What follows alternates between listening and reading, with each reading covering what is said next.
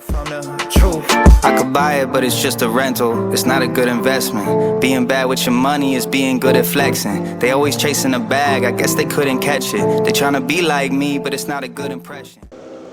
So in the last video, I mentioned that I had started a new watch list and that I had started a new position in a new stock. And I just wanted to go over the watch list, show you the 6 stocks that I added to my new watch list.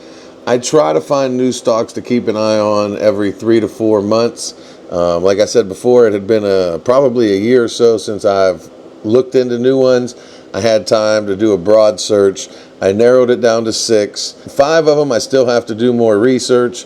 I'll have to look at their balance sheet. I'll have to listen to a couple conference calls. I'll have to do some projections, look at the numbers, and see which one I think is the best buy at the moment. But if not, I'll at least come up with a price point at what I want these stocks to be at before I start buying. If some of them happen to be in that price point now, then I would start to purchase them now and start a new position in them. But anyway, I just wanted you guys to know what stocks I added to my watch list, so we'll get into that. And the first one we start off with is SFM, also known as Sprouts Farmers Market. It's like a high-class grocery store. We actually don't have any where I'm located in Youngstown, Ohio, so I'm not too familiar with the business model, the business plan, anything like that, hence why I have to do more research. I just don't have somebody that says, hey, you should buy this, and I go buy it. If I hear a couple people talking about something, I look into it and I do my own research. I suggest you do your own research. You learn how to research these companies, because that's what's going to make you good at investing. You can just put money in whatever somebody tells you in. You might hit it rich, you might lose your money, but knowledge is where you'll be able to know how and where and when to invest your money. You could have listened to somebody 10 years ago tell you buy Bitcoin, and right now you think that person's a genius. You know, I mean, it can happen. Just doing what somebody else says and making money, it can happen, but it's not usually sustainable. But like I said, we're going to be doing more research on it. So I want to look into it, do a little more. I know they are expanding rather quickly, so that's something I want to keep my eye on for my projections. The next one on this list is DocuSign. I use DocuSign all the time. I hate meeting people. I'm not going to lie. I'm busy. I don't want to come somewhere just to sign something. If you can just email it to me, I can push a button and sign it. I think that's great. The way the world is trending, it's going to be a bigger uptick. The stock is actually taking, I believe, a hit for the last year or so. I'll look into the balance sheet, the numbers, the model. I'll try and figure out why it's down as much as it is. I know in 2020 everything went through the moon with COVID. It all sank around March 20th, and then it just all shot up for the next year, and then started to go back down. So I want to see what the actual, in my opinion, the price point is and where it should be. After DocuSign, the next stock on our watch list is Okta. They are a software cloud-based company from what I've understood. That one I was unfamiliar with and have never heard of until I started looking for new stocks. So there's going to be a lot of research I have to get into for that stock to see where my price point is, to do any projections. That is just on the radar, and I'm letting you know that I am watching it. I have no information yet on where I think it should be, if I'm going to buy it, if it's a good buy, in my opinion, or any of that. It is up about 289% all time.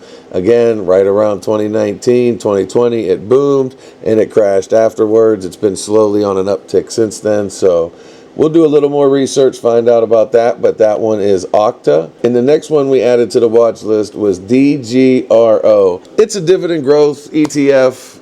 It's been on a nice uptick for about the last 10 years, 163% over the lifetime, but it's also been gaining since about 2023, a lot more than it was in the beginning. There's a couple things I've looked in that I do like in there.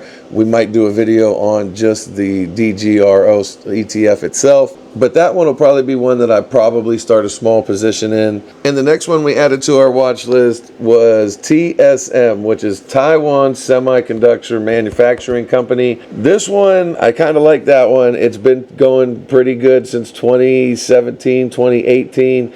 Big uptick since 2023 again. Seems to be a trend with a lot of the ones we put into this watch list for some reason. But again, balance sheets, conference calls, quarterly reports, earnings reports. I gotta do research on every single one of these companies still. I haven't decided to buy anything out of the ones that you've seen so far. The one that I have decided to buy, which is the last one that we added to this list, is LUV, which is Southwest. I did a video on why I like Southwest. It was not super in-depth, but you can see that I did more research on that one than I've had time to do on the other companies. Once I get this same research done on all the other ones, I'll have price points, I'll have an idea of when I want to buy, what number I want it to be at, where I think the company's going to be in the next 2 to 3, 5 years, somewhere in that range. And then I'll possibly be adding some of these to new positions and start buying new stocks and adding those to my portfolio. But I just wanted to make a quick video so you knew the 6 stocks that I did add to my watch list. Give you a quick idea of why I have a watch list, why I add new stocks to my watch list, what is on my watch list. And then the whole concept for me is I like to find a little small group of stocks that are new to me that I can look into. Then I do research on each one of those. You got to check the balance sheet, the conference calls, the business model, the CEOs. There's so many things you can look at for a company to get an idea of where they're going to be. And then you run your projections to see where they're going to be, which will give you what you think the stock is worth or should be worth in the future to come up with a price point that you would like to buy it at now. Hopefully I'll get time within the next week to do a lot of research on these stocks. I know I say it every video, I'm really busy. I got jobs to do. I got houses to fix. I got kids to raise. I got a wife to keep happy. Like, I'm sure all of y'all do, but at the same time, we got to keep up that hustle and that grind. Nothing's for free. You never seen a dollar bill with his eyes closed. If money don't sleep, why should I? You know what I'm saying? But anyway, that's pretty much it. I'm going to cut this video, and I actually think I'm going to start editing another one, so hopefully I can get another one out this week. Keep an eye out for that. For the 7 people that decided to watch this channel, hopefully at least 1 or 2 of you guys are making money. In that next video, you're going to see that we are. I tell you that, Jack. Have a great day. Y'all be easy. I'm out. I could buy it, but it's just a rental. It's not a good investment. Being bad with your money is being good at flexing. They always chasing a bag, I guess they couldn't catch it. They tryna be like me, but it's not a good impression.